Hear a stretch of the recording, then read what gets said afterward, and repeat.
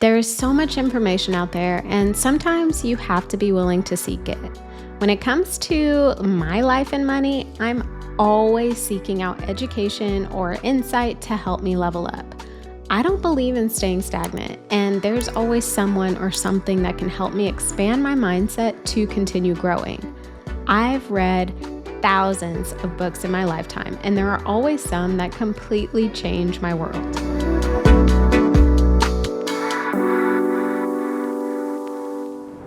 In this episode, I'm sharing 10 book recommendations that have helped me level up personally and financially. These books will no doubt play a role in leveling up your own life and money, just like they did for me. So each of the books that I'm sharing have impacted me in some way, shape, or form, and I'll be sure to link to each of them in the show notes just in case you want to check any out on your own. I want to add before I dive in that these books are listed in no particular order of importance. They were all impactful for me. So, first book, Think and Grow Rich by Napoleon Hill. I actually read this book at the end of last year, and while I wish I would have read it sooner, I feel like the timing of when I did read it was perfect for me. There were so many thought-provoking points by the author. This book dives into the mindset and principles of wealthy, successful people. The author outlines 13 key behaviors and attitudes from desire and faith to persistence and masterminds that anyone who's reading can adopt to attract abundance into their own lives. Some of the insights he shared really opened my eyes to the deeper down fears that I didn't even realize I was holding on to. It's crazy. This book was like a form of therapy for me. And acknowledging those fears really allowed me to work through them, not really get rid of them. I don't think we can fully get rid of our fears, but I learned to work through them and to compartmentalize them as I work towards my dream life. So this book was incredibly impactful in multiple ways, but highly recommend. The next book is The Subtle Art of Not Giving a Fuck by Mark Manson. So here's another book that I was kind of late to read, honestly. I read it last year, and I thought the book was a little bit cliche, but I was wrong. This no-nonsense book really flips the script on traditional self-help by saying, stop trying to be positive all the time and instead focus on what really matters to you. It teaches that your life improves when you choose fewer but more meaningful things to care about. And this book really helped me think differently about my mindset in general. First off, if you know me or if you've been listening to this podcast for a while, I definitely believe in the power of a positive mindset. I think practicing positivity is huge, but I really liked the author's approach to stop being positive about everything, right? Like stop expecting to be positive all the time. Stop, always thinking things are going to be great and really put your energy into the things that matter most for you. A lot of the concepts that the author shared, I hadn't thought of, or, I may not have even particularly agreed with, but I felt encouraged to open my mind to new perspectives. That's how great this book was. Again, you know how positive I always try to be, but I feel like the author Mark really made me challenge my own personal status quo to think of positivity in more impactful ways for my own life. So, total recommended book. The next one is The Richest Man in Babylon by George Clason. So I know that I have recommended this book plenty of times on the podcast, and for good reason. It's actually one of the books I recommend my clients read when they first start working with me as well. But I read it a few years ago, and this was at a time where I had already started my financial growth journey, but still, a lot of the principles resonated with me, and a lot of the things that I was going through with my finances related to the book and the principles that were shared by the author. So this book is actually set in ancient Babylon, and it really delivers timeless financial wisdom through parables and stories from the past. Some of the key takeaways of this book include paying yourself first, living below your means, and letting your money work for you. All things that totally impact our finances in a positive way today. So, like I said, every time I work with a new client, I usually recommend they start reading this book as soon as possible because it's such a great financial starting point for anyone who's looking to just better understand money in general. Okay, the next book I recommend is The Gap and the Gain by Dan Sullivan and Benjamin Hardy. So, this book teaches you to measure success by how far you've come, which is considered the gain, and not how far you have to go, which is considered the gap. So, it's a powerful mindset shift, especially for high achievers who often move that goalpost, like I tend to do. I am very much the person who can focus so much on where they're trying to go that I forget how far I've come. It's very easy for me to leave the past in the past and be so future focused, but I feel like this book really helps put into perspective what really matters when you're measuring success. It's not how far you have to go, but how far you've come. So, like I mentioned, I mean, I struggle with recognizing how far I've come or where I even started. I get so focused on what I want to achieve next. And honestly, that has felt like a losing battle for me. There's never an end in sight. There is, never a form of peace or contentment because you're always working towards something else. Don't get me wrong. I think working hard and always setting new goals is very important, but this book helped me to shift how I see progress and success. I realized that I don't have to stop working towards the things I want most in life, but if I take time to pause and appreciate how far I've come, I can actually feel the success and the appreciation and the gratitude for the work I've already put in. So if you need that kind of mindset shift, definitely recommend The Gap and the Gain. The next book I recommend is The Power of Now by Eckhart Tolle. So when my dad died, I was only 24 years old and I had never experienced death. Um, and when I say I'd never experienced death, even if like death had, happened, it was never like this. My dad was the closest person in my life. And even if I had experienced death, I wouldn't have been prepared for this. And I struggled emotionally. I didn't have the mental wherewithal to understand or accept or even work through my emotions of his passing, his untimely passing at that. I knew what I had to do from a work and a life perspective. That came easy. Those things always come easy to me. But listening to The Power of Now, especially around that time where I was trying to figure out my own thoughts and emotions, it really opened my mind to an entirely new realm of being and understanding. And I know that sounds extreme, but it really did. This spiritual book, this classic, really teaches that peace, presence, and personal power all come from living in the present moment.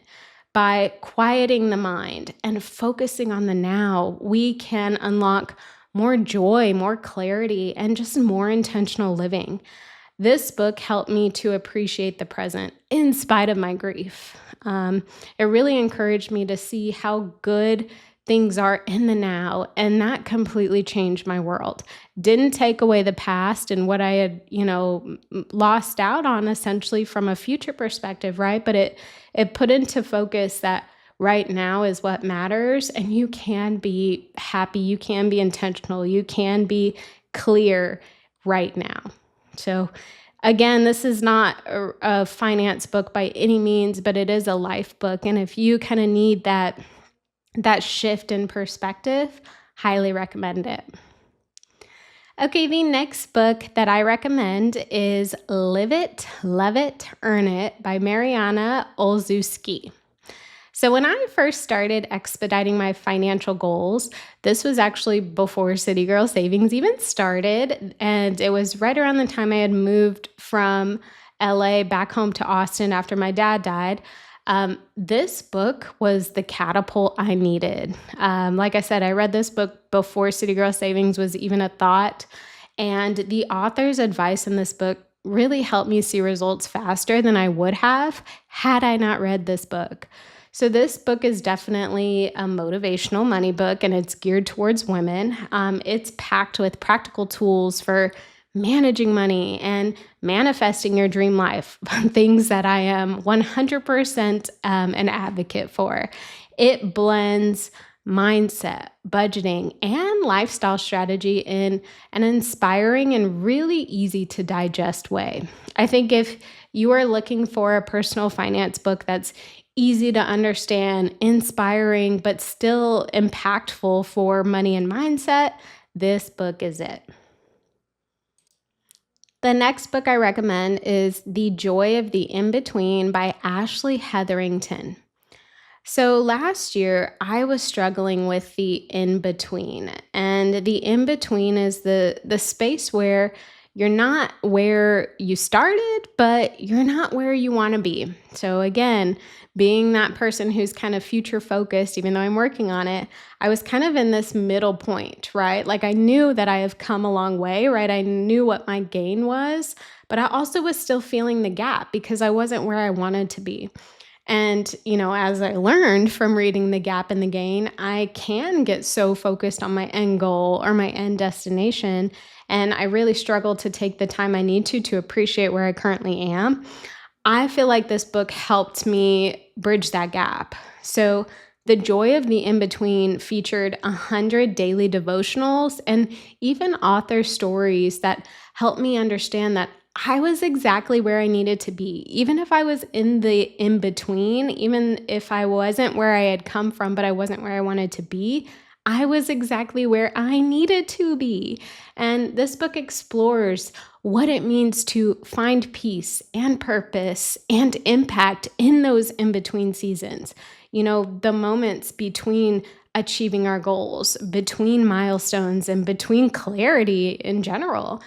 This book is really about embracing uncertainty with faith, gratitude, and grace.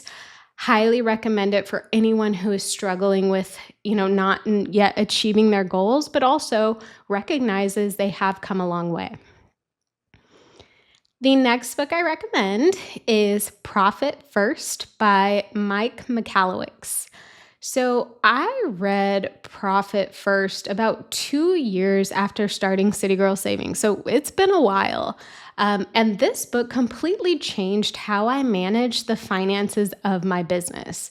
So, I work with clients who are business owners, but also struggle with their personal financial situation. And I fully believe if your personal finances aren't in order, that will trickle into the business. And while my personal finances were definitely in order, the business finances needed a different approach. And this book was that approach that I didn't even know I needed until I read it. So, Profit First is ultimately designed to help business finances, but there are a lot of takeaways a reader can apply to their own personal finances as well. So, I just want to add that you don't have to be a business owner to benefit from reading this book. But essentially, Profit First is centered around the model or the notion that you pay yourself first. And I've preached this a lot. It's recommended in The Richest Man in Babylon. And it basically means that anytime money comes in, a portion of that income gets saved before anything is spent. And this notion applies to your business as well. So that's what Profit First is centered around, taking profit before anything else happens with your business finances. And this Profit First system requires a twice a month process for allocating your income to profit, then to expenses, then to taxes, and more.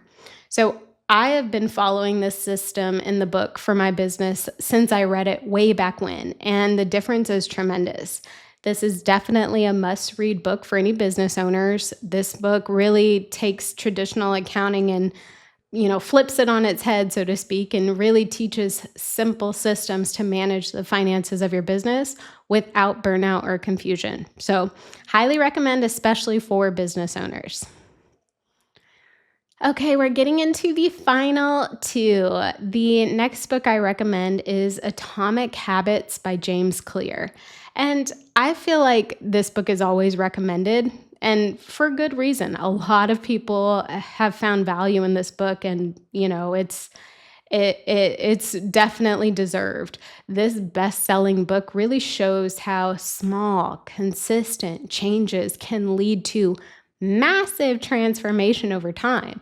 This book really breaks down the science of habit formation and gives the reader actionable strategies to stick with good habits and break bad habits. I personally have been able to build strong habits in my fitness routine, my money management system, and my business. And small, consistent actions have had tremendous impacts on, the success in my life.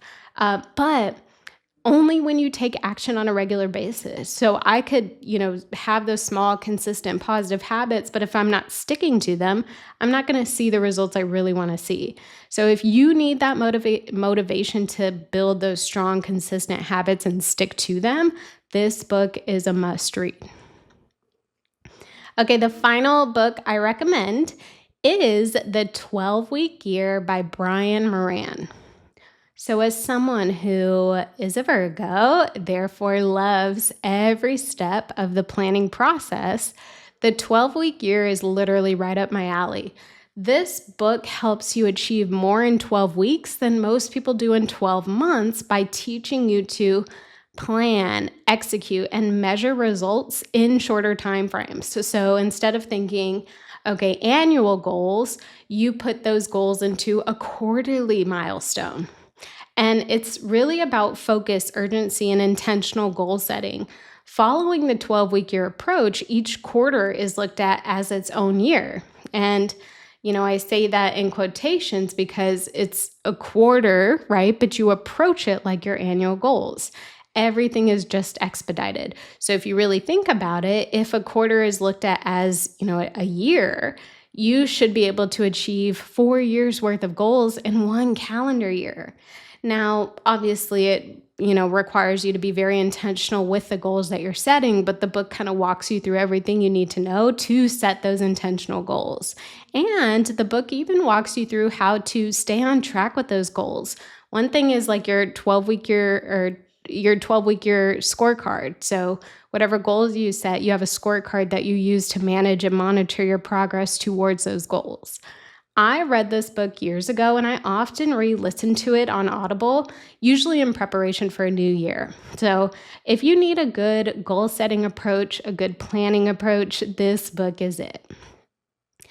So there you have it. These books have each had a profound impact on my life and my money.